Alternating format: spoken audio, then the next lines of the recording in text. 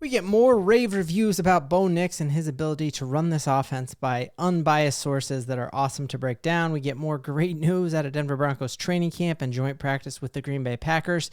That and so much more in this video. If you're new to the channel, I'm Ben. Truly helps me out a ton if you would hit that like and subscribe button. Let's dive in. So I know when my wife saw me, it was love at first sight. And when Sean Payton saw Bo Nix, it wasn't love at first sight, but it was love after 16 throws. So we had Diana Rossini and Chase Daniels out to Denver Broncos training camp covering it. The great news about this kind of breakdown is that Chase Daniels actually played quarterback for Sean Payton. So if anyone knows his system and knows what it's going to take to succeed in that system, it is Chase Daniels. There were Denver Broncos beat reporters standing next to him saying that he would be calling plays and even predicting them, kind of like Tony Romo does on the CBS broadcast before the plays even happened. And so this dude is locked in. And when he says that Bo Nix can succeed in this system, I think it just carries a tremendous amount of weight. And so there's that national narrative that the Denver Broncos got the sixth best quarterback in there, and we just got anyone left on the board with a QB by their name.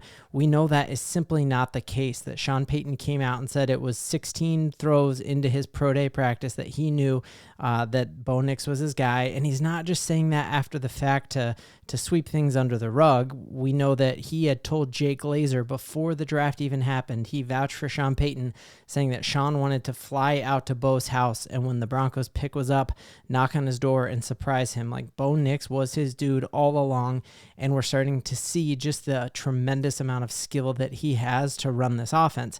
And I think just one of the things that's driven me absolutely bonkers is seeing that the only criticism of Bo Nix from the game against the Indianapolis Colts was that his feet weren't set on some of his throws and he was throwing off of platform. And they're like, oh, you can't do that in the NFL.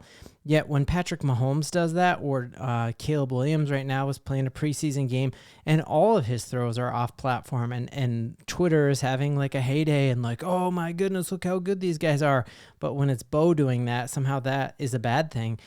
We see his ability to throw accurately without his feet set, and when he gets that and can set his feet, it just makes you excited about what that can be.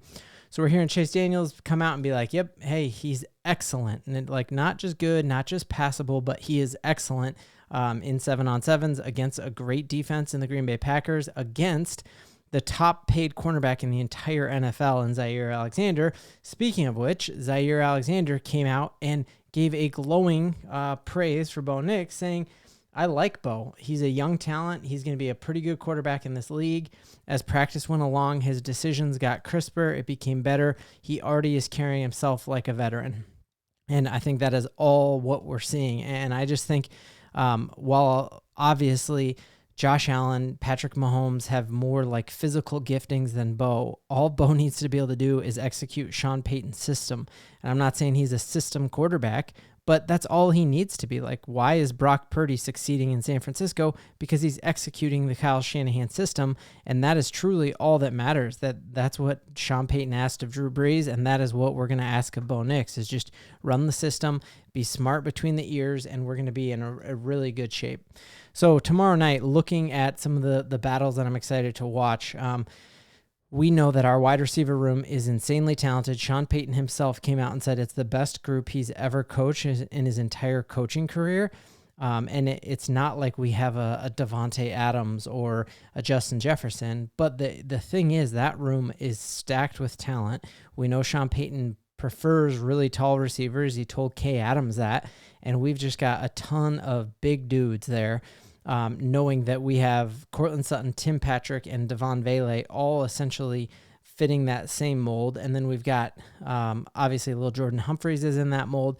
And so we're wondering, like, how are we going to get all of these guys onto the 53-man roster, knowing that we're probably going to carry 3 quarterbacks onto our 53-man roster, knowing that with our running back room also being stacked and that Sean Payton wants a fullback, we're going to have a really hard time fitting all of these players onto the roster. And so what we're seeing from Luce, I'm not even going to try to say his last name. I follow him on Twitter, but he had said way back in June that the Broncos might cut Tim Patrick, and now Mike Kliss came out as well and said he wonders if Tim Patrick might also be cut. So I'm wondering in the chat, How do you feel about cutting Tim Patrick? And would that bum you out?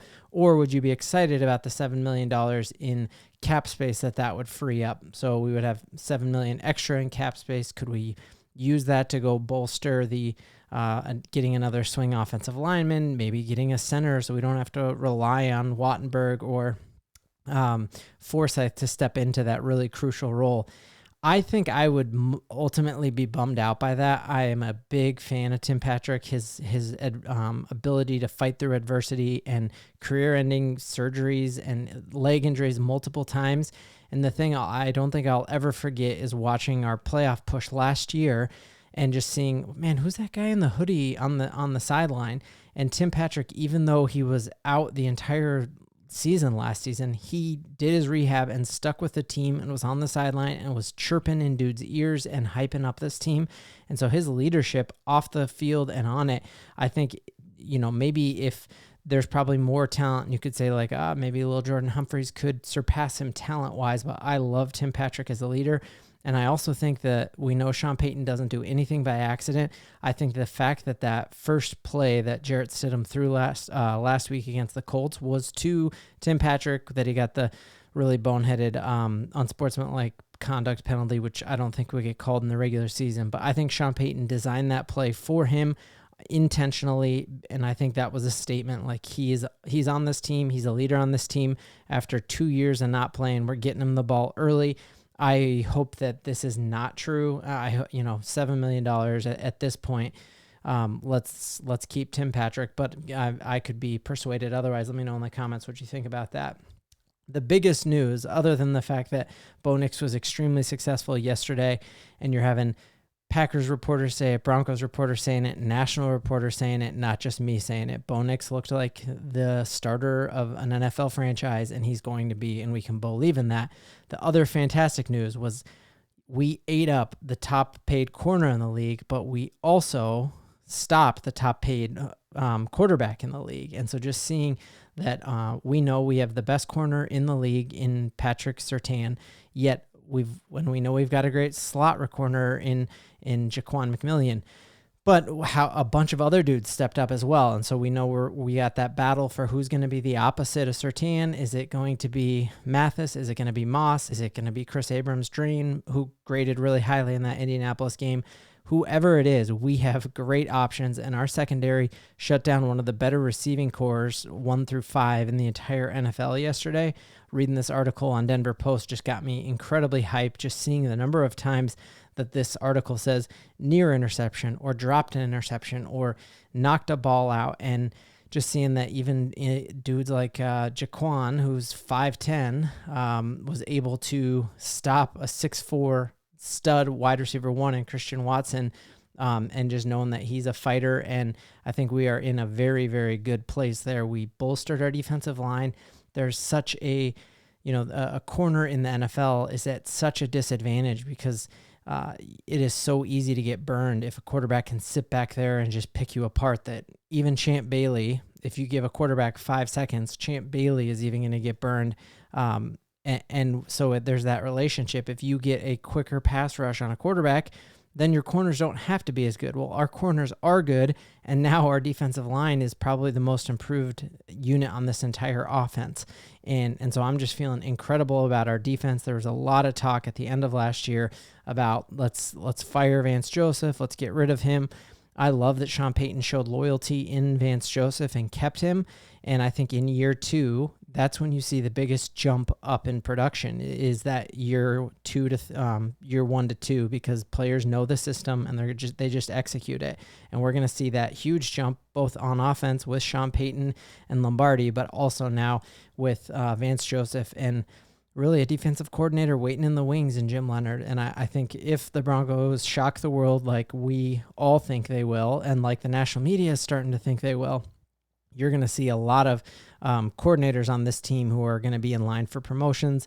Obviously, Davis Webb being the quarterback coach for Bo Nix, there's a lot of talk about him potentially doing that. Cool seeing Peyton Manning yesterday in Broncos Park, and just amazing asset that the Broncos have. One of the cool things about having the richest owner in sports is we've created all these positions that never existed in the Broncos franchise, where we are able to go and get David Shaw from Stanford, who a lot of people thought was a starting, maybe even a head coach in the NFL, or at least a coordinator in the NFL. And he took a job where he's going to be doing scouting for us. And that's incredible. Do not be surprised to see somehow Peyton Manning having a role in this franchise in the future. You see him locking hands here with the richest owner in all of sports right there. So very, very exciting for sure. Last thing, there's a lot of talk, and it's driving me bonkers to read. The Denver Broncos outperformed the Green Bay Packers yesterday.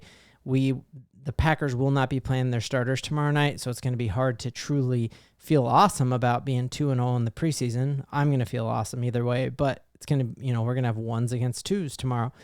There's a lot of people in Packers country like laughing at how excited we all are about dominating this joint practice. And they're like, we're not even trying in practice. And then I went back through the past 3 seasons that the Packers have had joint practices, and they've gone all out, and they were bragging about how much they dominated the Patriots last year in joint practice. And so it's not as if the Packers don't try hard in joint practices. And so the whole talk about putting a caveat or an asterisk by us dominating yesterday is definitely out of play. So ton to look forward to for tomorrow. I cannot wait for the actual regular season to start, but I can't wait for tomorrow night against the Packers to see Bo, because we have a ton to Bo-Lieve in.